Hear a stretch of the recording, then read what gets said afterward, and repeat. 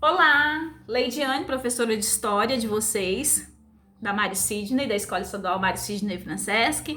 Bom dia para quem está ouvindo essa aula e para quem está assistindo essa aula de manhã, boa tarde para quem está assistindo à tarde e boa noite para quem está assistindo à noite. Afinal de contas, as aulas são remotas e você pode assistir aí no período em que você não está desenvolvendo outras atividades. Claro que você vai ter que seguir aí o cronograma dos nossos professores, né? Mas enfim, como essa semana nós não vamos ser contemplados com a aula de história, eu, Leidiane, resolvi preparar uma aula para vocês. É a aula de acordo com o PET, o Plano de Estudo Tutorado do Estado. Não é uma aula diferente, não é uma aula complementar. Ainda não é uma aula complementar, tá? Então vocês já estão aí. Ai, meu Deus! Então vão vir aulas complementares, Leidiane? Sim! Vão acontecer aulas complementares, principalmente em história. Tem muito tema aí que o PET já foi lá na frente no conteúdo e a gente não tinha trabalhado. Até nessa aula aqui vocês já vão perceber conteúdos que a gente não tinha trabalhado e que o PET foi lá na frente, antecipou demais o conteúdo, tá? Mas a gente vai trabalhar de acordo com ele, inicialmente e depois de maneira complementar. Eu vou inserindo o conteúdo que ainda não tinha sido trabalhado e que foi ignorado pelo PET, porque a gente só tinha 2 meses, 1 mês e meio, né, de aulas presenciais, então também nem dava para ser trabalhado.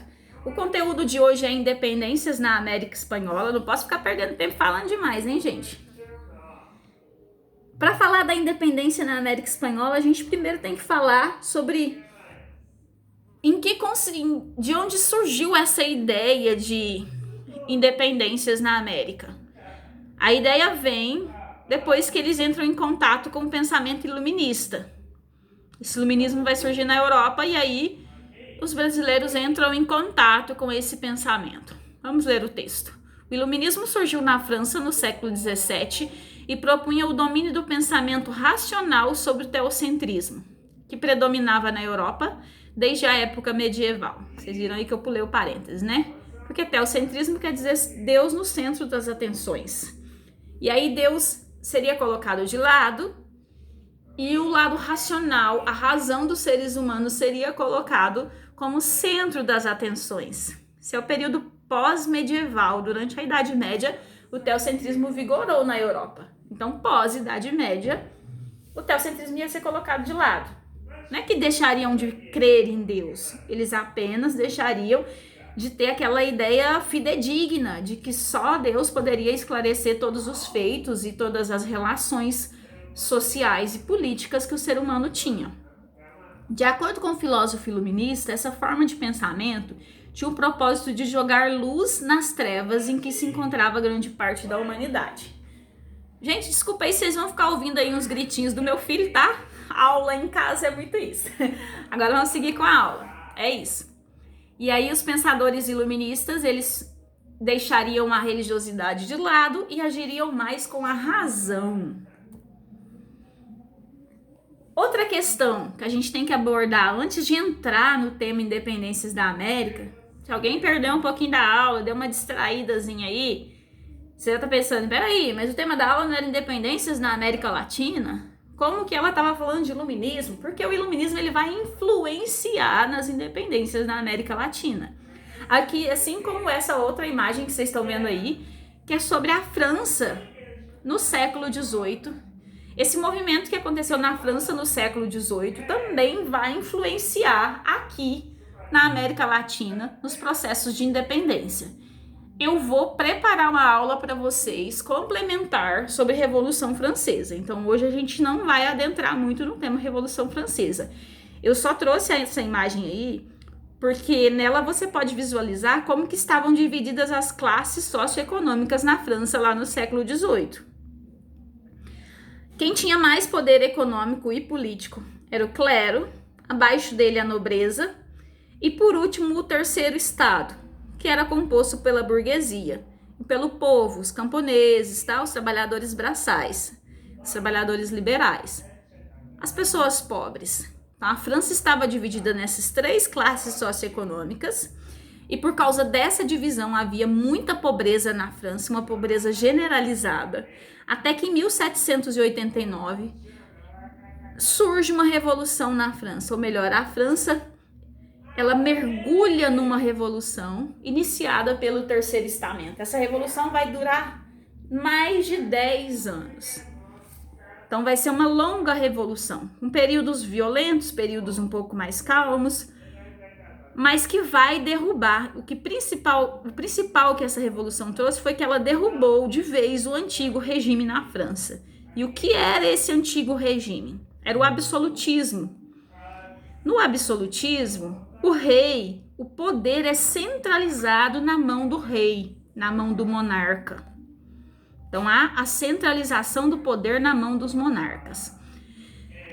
Novamente uma imagem diferente. Você fala, poxa, Leidiane, estava falando lá de Revolução Francesa, daí agora já vem aí uma imagem de uma indústria.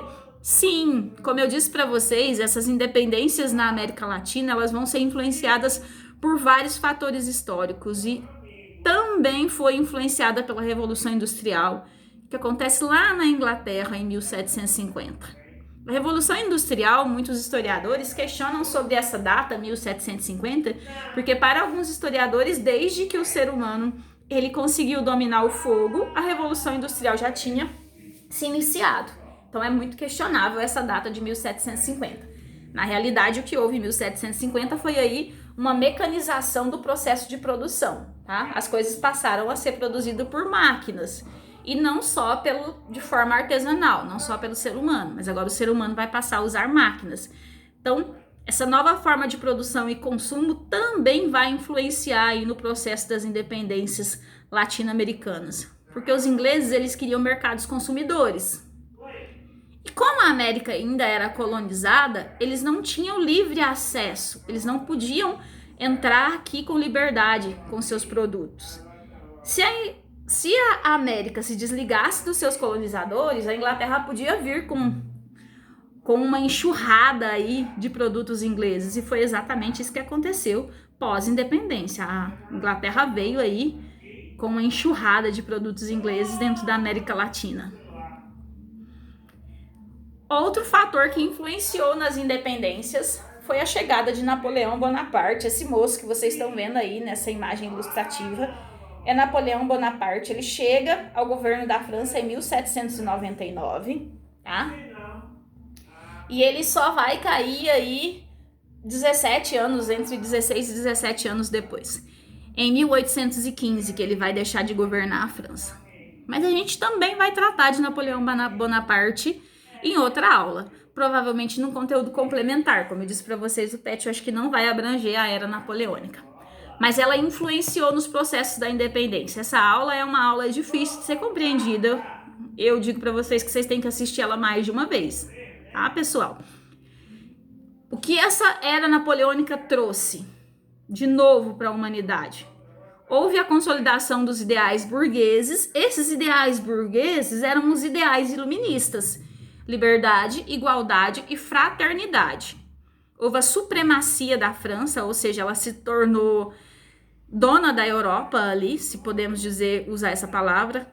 Ela se tornou a maior potência europeia do período, de 1799 a 1815, quando Napoleão Bonaparte governou a França.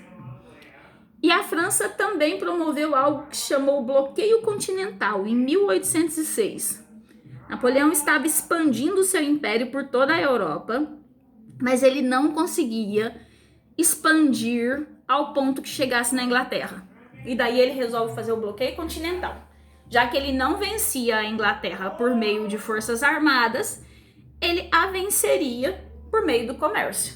E aí ele bloqueia. A partir de 1806, nenhuma nação poderia fazer comércio com a Inglaterra. Nenhuma nação europeia poderia fazer comércio com a Inglaterra. Isso vai interferir muito no processo de independência das nações latino-americanas.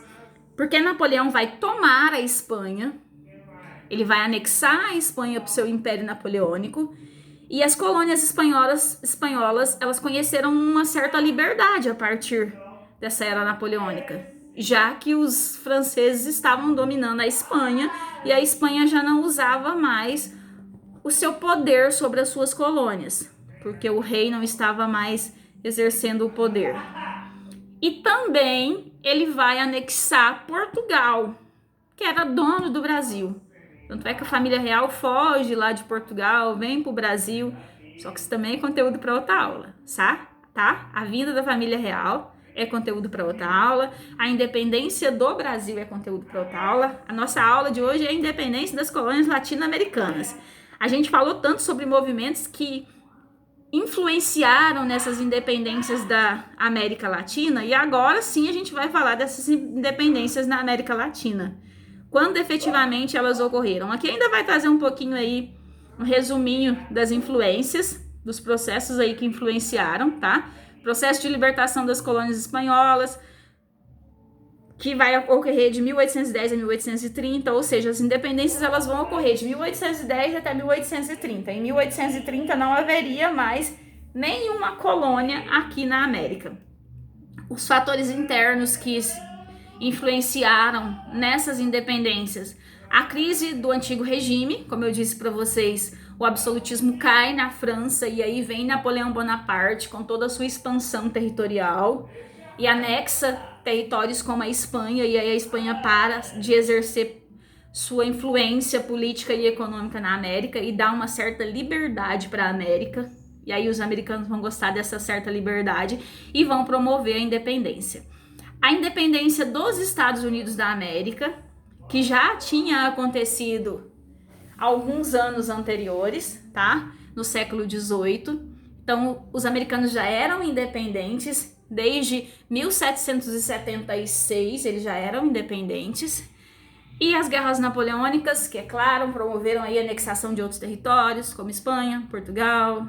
A gente tá repetindo aí, né? Porque lá em cima a gente falou sobre a crise do antigo regime e tá repetindo. Que a era napoleônica teve grande influência na independência das nações latino-americanas.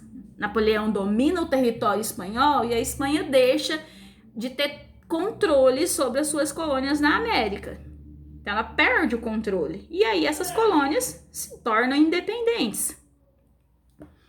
Sobre os processos de independência a gente vai ver um pouquinho rápido aqui, que a aula já está se prolongando demais, e essas aulas, teleaulas, não são como a aula presencial, né?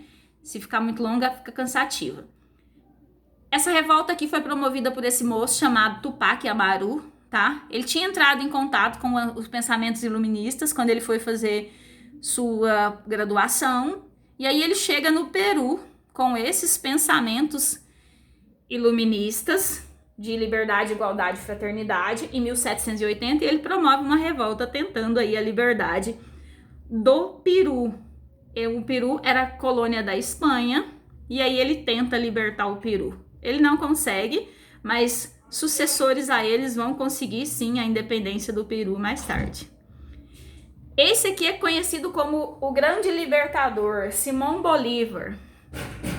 Simão Bolívar vai promover a libertação, a independência de vários países aí na América Latina. Vamos ler o textinho aqui que fala. Bolivarismo. Em 1826, Bolívar convocou os representantes dos países recém-independentes para participarem da Conferência do Panamá, cujo objetivo era a criação de uma confederação pan-americana. Bolívar, ele acreditava que com as independências a América formaria um só país, um único país, sob o comando de um único presidente, porque ele também acreditava na república e não na monarquia. Segundo tópico, o sonho bolivariano de unidade política chocou-se, entretanto, com os interesses das oligarquias locais e com a oposição da Inglaterra e dos Estados Unidos. A quem não interessava países unidos e fortes. Aí já ficou bem claro, nem tem que explicar tanto, né? Quem já tinha poder econômico e que morava na América não queria um país forte, capaz de todas as pessoas se desenvolverem economicamente. Eles queriam que esse desenvolvimento econômico continuasse na mão deles, que eles já eram poderosos, queriam continuar poderosos. Assim como os países poderosos da época, como Inglaterra e Estados Unidos, também não queriam uma América forte. Eles queriam uma América fraca, fragilizada e dependente deles, tá? Então, eles não financiaram processos de independência que visassem se fortalecer. Terceiro tópico. Outros fatores que interferiram nessa grande divisão política foram o isolamento geográfico das diversas regiões, a compartimentação populacional, a divisão administrativa colonial, a ausência de integração econômica do continente. Ou seja, um continente muito extenso, onde uma nação ficava muito longe da outra. A gente está falando aí do início do século XIX. Hoje a gente tem meios de comunicação rápidos. Naquela época não existia meios de comunicação rápidos como os de hoje, tá? Nem o telefone tinha sido inventado. Então tudo teria que ser feito, um translado teria que ser feito muito lentamente, tudo demorava muito tempo, as informações demoravam muito tempo para chegar de um país para o outro. Esse moço aqui é Toussaint Louverture. Eu não sei bem a pronúncia em francês, porque ele é haitiano e no Haiti, o Haiti era colônia da França, tá? Então eu não sei a pronúncia exata. Eu falo Toussaint Louverture. Toussaint vai promover aí, no início do século XIX, a liberdade do Haiti.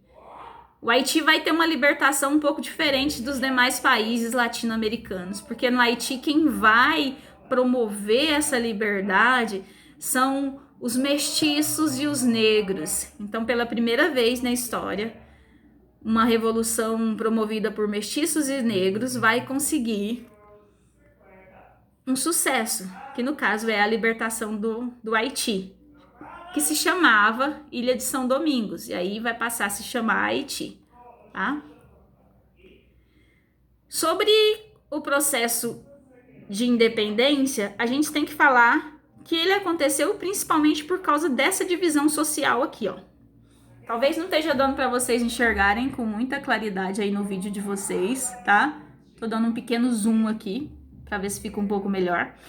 A divisão social hispano-americana, antes das independências, era essa. Lá no topo da pirâmide social estavam os chamados chapetones, que nada mais é que espanhóis que viviam aqui. Eles eram nascidos na Espanha e viviam aqui na América Espanhola. Quando eu tô falando aqui na América Espanhola, não é o Brasil, tá? Que o Brasil é a América Portuguesa. A gente tá falando de Argentina, Paraguai, Uruguai, Chile, Bolívia, Equador, tá? Estamos falando do restante da América do Sul, exceto o Brasil.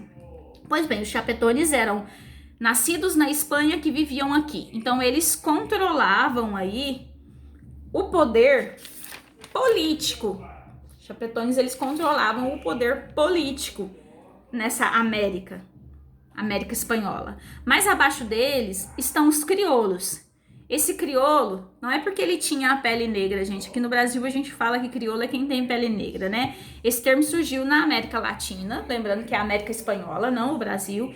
E ele não denomina cor de pele. Ele apenas diz que a pessoa ele é descendente de espanhol nascido na América. Crioulo é um descendente de espanhol nascido na América.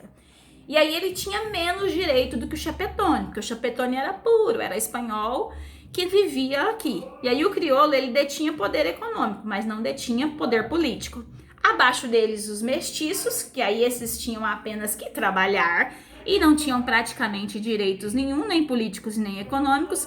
Mais abaixo ainda os indígenas, que também não tinham nem poder político nem econômico, tinham que apenas lutar pela sua sobrevivência, e os escravos, que não tinham poder político, nem econômico, nem liberdade, enfim, eram escravos, eram tratados como mercadorias. Essa era a divisão social da América Espanhola antes e até um pouco depois dos processos de independência. Aqui vocês vão acompanhar nesse mapinha que de 1810 até 1830 as nações latino-americanas foram se independendo, tá? Foram se tornando independentes da Espanha, e em 1822 o Brasil se tornou independente de Portugal. Com essas independências, vocês podem perceber que não houve uma unificação como era pretendido lá por Simão Bolívar, o libertador.